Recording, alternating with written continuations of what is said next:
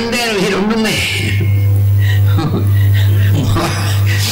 మనకి లేదే అని ఏడ్చేదేమో ఒక కన్ను పొడుచుకున్నట్టు, వాడికి ఉంది నాకు లేదనుకుంటే రెండు కళ్ళు పొడుచుకున్నట్టు. మనకి లేదు, మన వాడికి ఉంది అంటే ఏడవడం ఎందుకు, వాడి ఉంది మనకి లేదు అని. దానివల్ల ఏమవుతుంది, పక్కవాడిని చూసి వాడి ఎందుకు ఈర్ష్య అసూయలు అనేటువంటివి వస్తాయి అని. ఆ ఈర్ష్య అసూయలు అనేటువంటివి వాడిని చూసి వీడి మనసులో వస్తాయా, వాడి ఎంత ఉంటాయా? వీడి మనసులో వస్తాయి, వీడికి నిద్ర పెట్టి తావదు. నిద్ర పెట్టండి నీకు, దీనివల్ల వాడి వల్ల కాదు, నీ వల్లే. కష్టం అనేటువంటిది కూడా మన మనసు కలిగేటువంటి ఎక్స్పీరియన్స్, అనుభవం.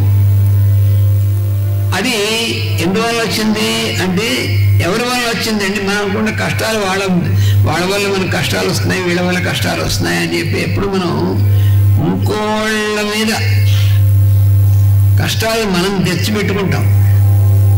భగవంతుడు ఏమిటంటే నాకు అన్ని కష్టాలు, భగవంతుడు మనకు కష్టాలు ఇస్తాడు, అది మరీ ఫూలిష్నెస్.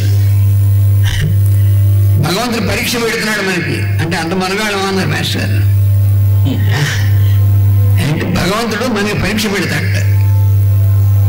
అంటే వాడి ప్రతి చోటగాడికి పరీక్ష పెట్టడం తప్ప వాడికి పని లేదా భగవంతుడికి. సృష్టి మొత్తాన్ని అంతటినీ కూడా చూసుకోవాల్సినటువంటి వాడు మనలాంటి ఒక ఆఫ్టర్ ఆల్ మనం ఎంతంటే సృష్టిలో మనకి పరీక్ష పెట్టాడా? ఇవన్నీ కూడా ఏంటంటే మనం మోసం చేసుకునేటువంటివి. అందుకని కష్టాలు అనేటువంటిది భగవంతుని వాడు పరీక్ష, భగవంతుని ఏం పరీక్ష పెట్టాడు, మనమే పెట్టి తెచ్చుకుంటాం, మనమే ఇది చేస్తూ ఉంటాం, దానిలో మనం కొట్టుకుంటూ ఉంటాం.